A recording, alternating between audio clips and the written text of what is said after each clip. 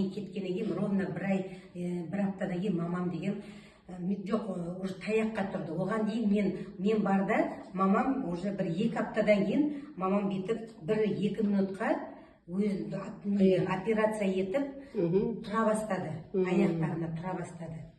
Бірінші күндері 1 минут тұрды, содан кейін 2 минут тұрды. Күнделікті мамаммен упражнение жасадым. Сол бір ай жатқанда уже мен кетем дегенше 10-12 минут тұратындай дәрежеге жеткіздім анамды.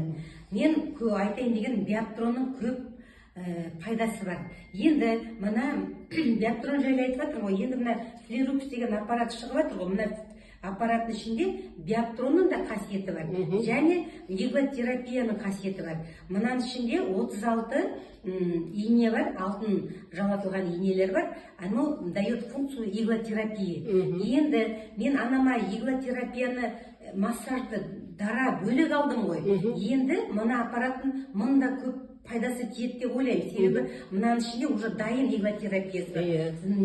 Уже массажистті шақырғаннан, массажистке жүгінгеннен, иглотерапевт шақырғаннан, мынаны да үйде отырып алып, бос уақытта бүйтіп керек жерлеріне ауырып тұрған сразу болевое ощущениені снимать ету үшін мына флирукстың именно 36 иглотерапиясын қосып пайдаланған жөн деп ойлаймын.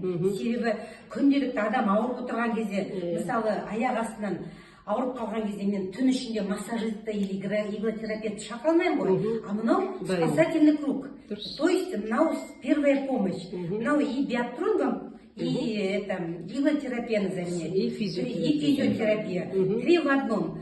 Сол себепті өте бәрімізді цептер компания дегенде бәріміз ыдыс-аяқ деп өз алдымызға елестетеміз ғой. Бірақ біздің цептер компаниясы және де адамның денсаулығына көп мән береді. Сол себепті қазір биылғы таңда заман дамып келе жатыр.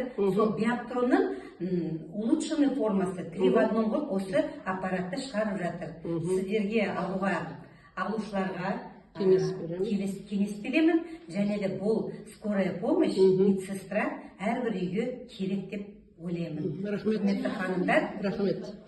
осы